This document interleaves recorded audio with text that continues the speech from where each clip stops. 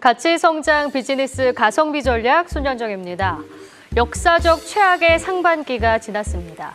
미국 증시가 52년 만에 최악으로 마무리를 지었고 우리 증시도 마찬가지입니다.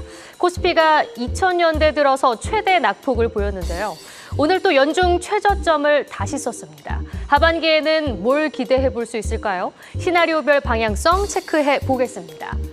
정말 마이너스의 곡소리가 났던 상반기입니다. 가슴 아픈 상반기 시장 복귀해 보도록 하죠. 코스피 6개월 동안 20% 이상 빠졌고요. 오늘 장중 2,300선을 이탈하기도 했습니다. 1월부터는 분위기가 계속 안 좋았죠. LG 에너지솔루션 상장을 앞두고 계속 미끄러졌었습니다.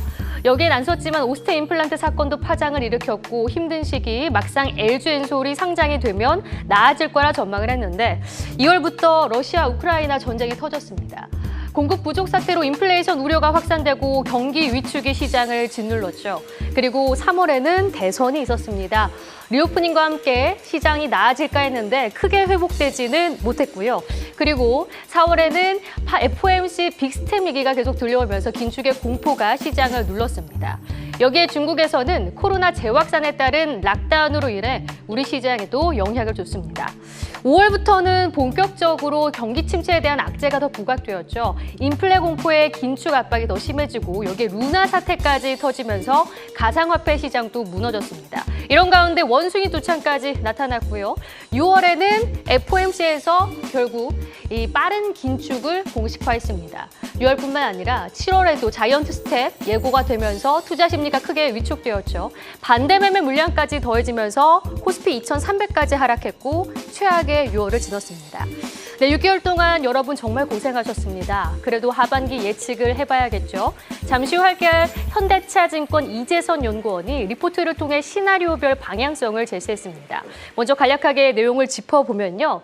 지금 유의미한 시장 방향성이 확인이 가능한 시점은 7월 FOMC 이후라고 합니다. 이달 말이 중요한 포인트가 되겠고요. 인플레이션 관련 베스트 시나리오는 3분기 중에 당연히 피크아웃이 나오는 거겠죠. 하지만 70% 베이스 시나리오로 봤을 때는 하반기 중에는 관찰될 거라 전망했습니다.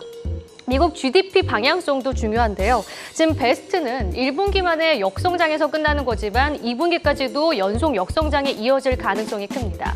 이렇게 되면 리세션 얘기가 본격화되는 거겠죠. 경기 침체 기간은 6개월 미만에 끝날 가능성이 제일 높다고 합니다. 그럼 코스피 지수 하단은 어디까지 내려갈까요? 가장 높은 베이스 시나리오 상에서는 2,300이 바닥이란 결론이 나왔습니다. 하지만 최악의 경우에는 2,200까지 내려갈 수 있다는 판단인데요. 하반기도 상황이 녹록치 않습니다. 어떻게 전략을 짜나가야 하는지 이재선 연구원과 이야기 나눠보겠습니다. 지금 바로 함께 하시죠.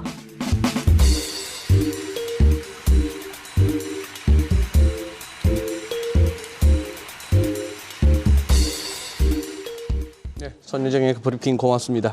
자, 지금 스튜디오에 현대차증권 이재선 연구원 나와 계십니다. 안녕하세요, 연구원님. 네, 안녕하세요. 지금 이렇게 브리핑 내용처럼 한 70% 정도의 확률로 가장 높게 봤던 어떤 지수 하단 2,300이 당장 7월 첫날부터 깨지고 있는 상황입니다.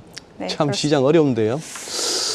자, 지금 어제 미국에서 5월달 PC 개인 소비 지출 인플레이션 지표가 나왔죠. 네. 한번 그것도 소개해 주시고 지금 인플레이션 상황 어떻게 전개되고 있고 전망하시는지 한번 정리해 주시죠. 일단 5월달 PC 물가지표 같은 경우는 사실 시장 예상치를 큰 폭으로 하회를 했습니다. 시장 예상치를 하회했다. 네, 하회를 하면서 어떻게 보면은 인플레이션에 대한 좀 압력이 좀 완화되는 시그널 중에 하나라고 네. 얘기를 할 수가 있겠는데 다만 시장의 반응이 그렇게까지는 썩 좋지만 않았습니다. 그 이유 중에 하나가 사실 이 PC 인플레이션 지표 말고도 시장이 지금 최근에 민감하게 반응하고 있는 그 인플레이션 지표들이 몇 가지 더 이제 완화 압력이 관찰이 되어야 되는데 아직까지 그 CPI 지표라든지요. 네. 아니면 자산 인플레를 또 확인할 수 있는 주택 시장의 가격 지수라든지 네. 이러한 부분에 대한 그 인플레이션의 피크아웃이 아직까지는 관찰되지 않고 있기 때문에 시장이 PC 지표 갖고는 아직까지는 좀 이런 부분을 리스크를 상쇄할 수 있는 가능성을 좀 낮게 열어두는 것 같고요. 일단 그렇기 때문에 6월 달 CPI 지표가 이제 7월 중순에 발표되는데 이 부분에 대해서도 좀 주목을 해야 될 것 같고, 또 주택가격 지수가 최근에 조금 꺾이긴 했지만 아직까지는 하향 트렌드를 형성하지는 않고 있기 때문에 이 부분에 대해서도 추세적으로 좀 하향 안정화되는 흐름이 관찰이 되어야지만 시장이 조금 인플레이션에 대한 우려를 좀 완화시킬 수 있는 요인으로 작용을 할 수가 있겠다라고 말씀을 드릴 수가 있을 것 같고요. 사실 PCE 지표 같은 경우는 원래 한 3월 달부터 계속해서 좀 둔화 흐름이 관찰되고 있긴 했습니다. 그렇기 때문에 시장이 좀 반영하는 부분이 이미 이제 예상을 하고 있었기 때문에 어느 정도 좀 영향력이 약화가 됐다. 그렇기 때문에 주가 흐름 방향성에 대해서 그렇게 전날 증시에는 유의미한 방향성을 형성하지는 않았다라고 판단을 할 수가 있겠습니다. 네. 그런데 이제 근원 PC가 아무래도 연준의 인플레이션 지표이지 않습니까? 이게 4.7%로 나왔는데 11월 이후에 가장 낮은 상승률이긴 하지만 여전히 최고치에 근접한 수준입니다. 그러니까 소비가 중요한 미국 경제에서는 경기 침체로 이어질 수 있는 전망이 계속 나오고 있는데 공격적인 긴축은 그렇기 때문에 예고된 상황이죠. 7월 FOMC에서는 어떤 내용이 나올까요? 네, 일단 7월 FOMC 회의에서는 그 6월달 FOMC 회의랑 조금 비슷할 것 같은데 미 연준이 당초에 원래 한 50bp 이 금리 인상을 이제 시장이 예상을 했었는데 사실 그 전주에 나온 5월달 CPI 지표가 쇼크가 나면서 미 연준도 사실 예상을 못한 그런 경제 좀 지표의 약화가 나타났었습니다. 그렇기 때문에 이번 상황도 조금 유사하게 전개가 될 것으로 생각이 되는 이유가 7월 말에 이제 FOMC 회의가 예정이 되어 있는데 그 전주에 이제 CPI 지표가 또 발표 예정이 되어 있고요.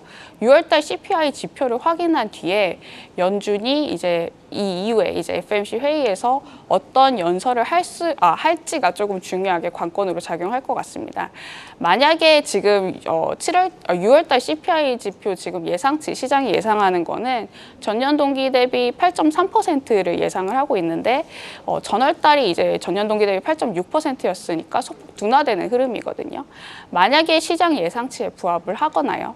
또 시장이 이제 예상하는 것보다 이번 지표 같이 조금 인플레이션의 둔화 압력이 관찰이 된다면 그 다음 주에 예정된 FOMC 회의에서도 파월 의장이 그 연준 인터뷰를 통해서 좀 스탠스를 톤다운 좀 비둘기파적인 완화적인 스탠스로 가져갈 가능성도 열어둬야 될 수도 있겠다라는 조금 베스트 시나리오를 한번 써볼 수 있을 것 같고요.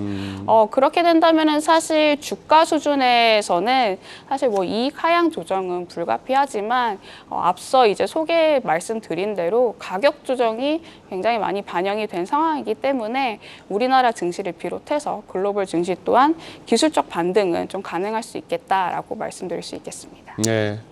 준비된 질문 가운데 지금은 뭘 담아야 할까? 업종별 투자 전략은 이런 질문이 있습니다만 듣는 순간 우리 시청자 여러분들께서 굉장히 짜증이 나실 것 같습니다. 이 질문은 스킵하겠습니다.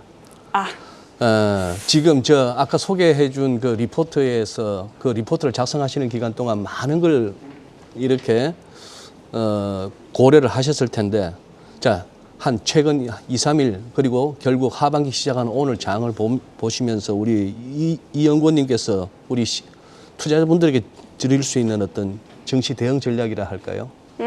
지금은 사실 가격이 많이 싸졌긴 했지만요. 이럴 때일수록 또 이제 공격적으로 매수하시는 분들도 없지 않아 있는데 사실 제가 아까 말씀드렸다시피 아직까지 시장에 여러 변수 또 불확실성이 남아있는 상황에서는 공격적인 매수보다는 지금 갖고 있는 보유 종목들을 홀딩하는 거나 아니면은 또 이제 유망한 종목 본인이 생각하고 있는 좀 테마적으로 접근할 수 있는 업종 중에서는 좀 이익이 날 수 있는 업종에 대해서는 분할 매수하는 접근으로 이제 바람직한 투자 자세를 갖는 것이 저는 좋을 것으로 생각이 들고 있고요.